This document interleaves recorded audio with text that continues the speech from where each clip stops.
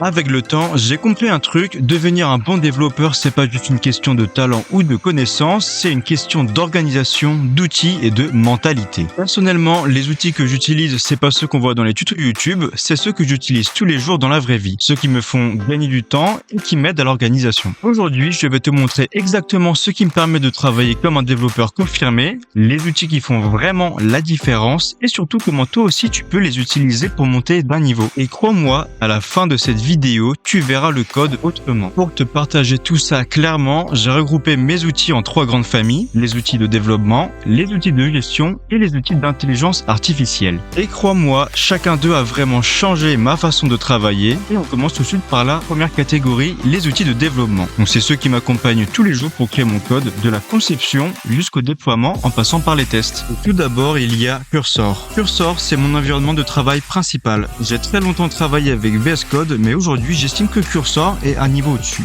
Il est tout simplement basé sur VS Code, donc il a autant de fonctionnalités, et c'est un éditeur de code qui me permet de coder avec n'importe quel langage. Il utilise l'intelligence artificielle intégrée, qui peut analyser ton ou tes codes de ton projet, et peut donc par définition très bien t'aiguiller pour ton projet. Et honnêtement, c'est vraiment un gain de temps énorme pour le développement. Ensuite, j'utilise beaucoup Canva, donc c'est un petit peu mon outil de conception rapide et simple que j'utilise pour concevoir des architectures réseau, architecture logicielle, des diagrammes de séquences, des tables d'échange et tout ce qui concerne un petit peu ces choses-là. Je l'utilise également pour réaliser mon maquettage sur des applications graphiques. L'interface est très simple. Je sais qu'il y a des outils comme Figma qui servent au maquettage que beaucoup préfèrent plutôt que Canva, mais personnellement, j'ai vraiment un très bon feeling avec Canva et franchement, je le recommande. Pour mes bases de données, j'utilise BroDB ou Looping. Concrètement, ça me permet de créer mes bases de données. Donc, je vais y créer de manière graphique mes tables et leurs liens. Et le logiciel me génère automatiquement le code SQL qui me suffit de copier-coller dans la base de données pour la concevoir. Donc, utiliser ces logiciels, ça évite de faire des erreurs de structure ou de programmation. Ça me dit également s'il y a des erreurs. Et graphiquement parlant, c'est vraiment génial et très facile de créer une base de données avec ces outils-là. Looping est très minimaliste, donc très simple, tandis que DrawDB est plus moderne. Mais globalement, ils font la même chose. Maintenant, je sais pas si toi aussi t'as remarqué ou pas, mais les sites web en ce moment suivent des tendances. Et au fur et à mesure du temps, il y a des modèles que l'on retrouve souvent, d'autres qui disparaissent, un petit peu comme une mode. Et Tailwind et Bootstrap,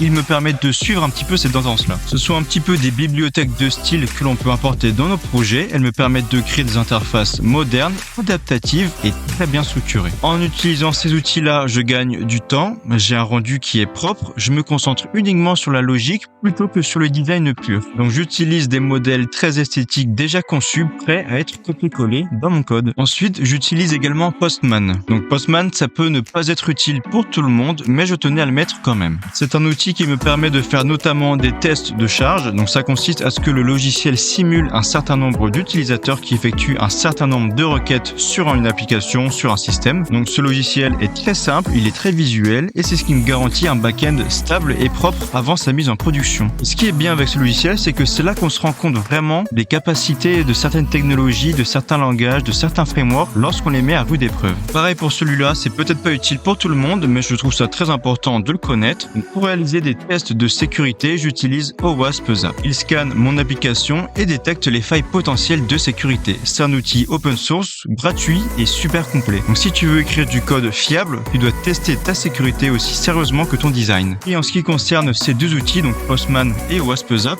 au-delà du fait d'être une aide à la programmation, cela permet une certification réelle qui n'est pas uniquement basée sur tes compétences, mais bien sur des données réelles. Donc ça te rassure toi en tant que développeur, peut rassurer également le client en lui justifiant d'un système opérationnel et sécurisé. Maintenant, je vais te parler de Docker. Donc c'est un logiciel qui me permet de déployer mes projets sans galérer. Je crée un environnement stable qui fonctionne absolument partout, que ce soit sur mon ordi ou sur un serveur, que ce soit sur Windows, sur macOS, sur Linux et peu importe leur version, ça va fonctionner. Avec Docker, c'est simple. Je sais que si mon appli fonctionne sur mon PC avec Docker, ça fonctionnera chez le client. On a donc vu les outils qui me permettent de créer. Maintenant, on va passer aux outils qui m'aident à m'organiser et à gérer mes projets au quotidien. Inévitablement, C'est la base de tout développeur sérieux. C'est là que je stocke mon code, chaque projet a son historique, et le plus important, c'est ce qui me permet de bosser proprement sans jamais perdre mon travail. En plus de ça, il possède de nombreux outils de gestion de projet. Donc si tu veux être perçu comme un vrai pro ou si tu bosses dans une startup de développement, tu verras que GitHub est largement implanté, son champ d'application est vraiment multiple et son utilisation n'est plus approuvée aujourd'hui.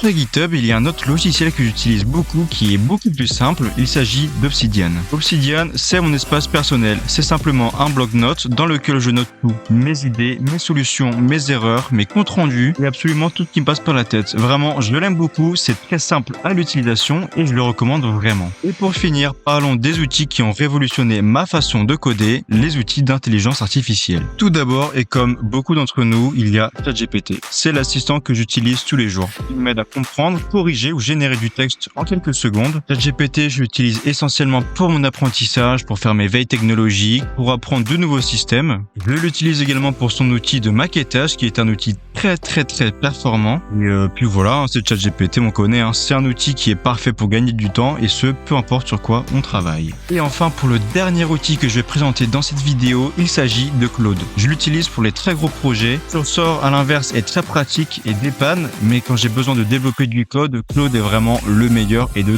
très loin. Et c'est pas pour rien que le créateur l'identifie comme étant le meilleur outil d'IA pour le code. Et vraiment, ce que j'aime bien avec Claude, contrairement à ChatGPT et plein d'autres concurrents, c'est que lui peut te donner un code de 1000 lignes ou plus et en une seule fois. Ça, c'est une très grande force. Et de plus, grâce à GitHub, il est possible d'importer ton projet entier dans Claude et à partir de là, tu peux lui faire analyser ton code sur tous les angles et je peux te dire que niveau efficacité, tu trouveras pas meilleur. Donc voilà, tu connais maintenant les outils qui m'accompagnent au quotidien et qui selon moi font vraiment la différence dans ma façon de travailler. Mais évidemment, le monde du développement évolue tout le temps, de nouveaux outils sortent, d'autres disparaissent et certains changent complètement la manière de coder. Alors si toi aussi tu en utilises d'autres, des plus récents ou peut-être des moins connus, je t'invite à me le dire en commentaire, ça m'intéresse vraiment. Peut-être qu'il y a des petites pépites que je ne connais pas encore et qui pourraient aider tout le monde à aller encore plus loin dans le code. Parce que c'est aussi ça être développeur confirmé, c'est de continuer d'apprendre, de partager et de toujours chercher à s'améliorer dans ce milieu qui évolue tous les jours. Donc voilà, c'est tout pour moi aujourd'hui et je te dis très vite.